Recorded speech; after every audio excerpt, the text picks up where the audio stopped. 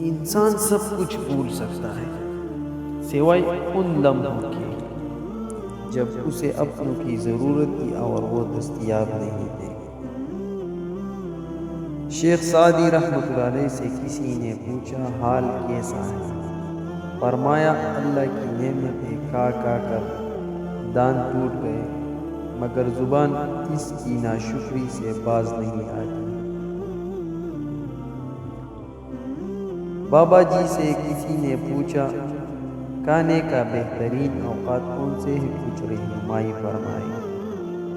بابا جی نے کچھ دیر سوچا اور پھر افسردہ ہو کے کہا بیٹا امیر کو جب بھوک لگے اور غریب کو جب مل جائے۔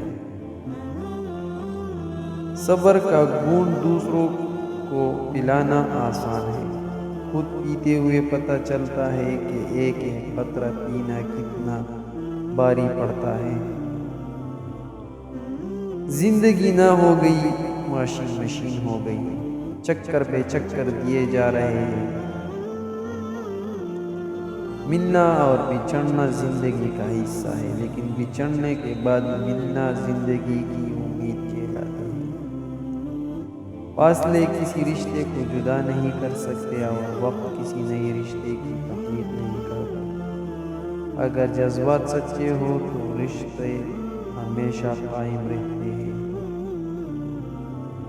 خواب وہ نہیں ہوتے جو آپ سونے میں دیکھتے ہیں، بلکہ وہ ہوتے ہیں جو آپ کو سونے نہیں دیتا۔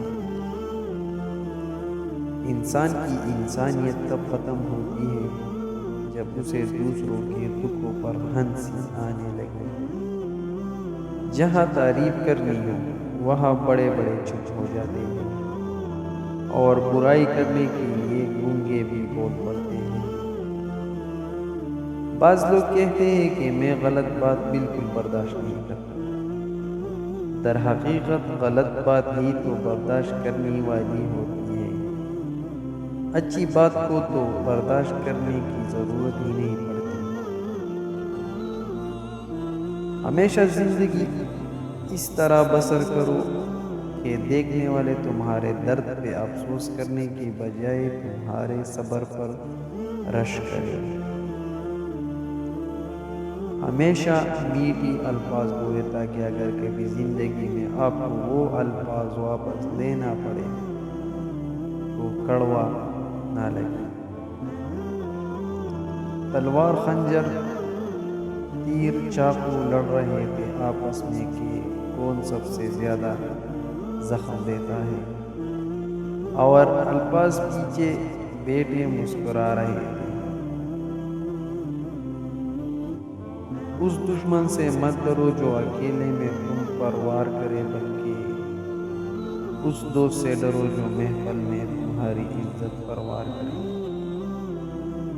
اس انسان پر بھروسہ کرو جو تمہاری 3 باتیں جان سکے، مسکراہٹ کے پیچھے دکھ، غصے کے پیچھے پیار، چپ رہنے کے پیچھے وجہ۔ زندگی کے سفر میں ان لوگوں پر توجہ نہ دے جو آپ کے راستے میں کھڑے تھے، بلکہ ان لوگوں کا سوچے جو ہر مقام پہ آپ کے ساتھ کھڑے تھے۔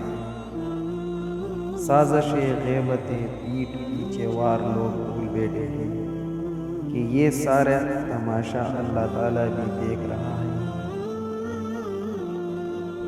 جس جنت نے تمہیں حیران کر رکھا ہے اسے دنیا کہتے ہیں، اور تمہارے رب کی نظر میں یہ اتنی حسین دنیا صرف ایک مکھی کے پر کی ہی حیثیت نہیں رکھتی۔ سوچو وہ جنت کیسی ہوگی جسے تمہارے رب کی جنت کہتے ہیں۔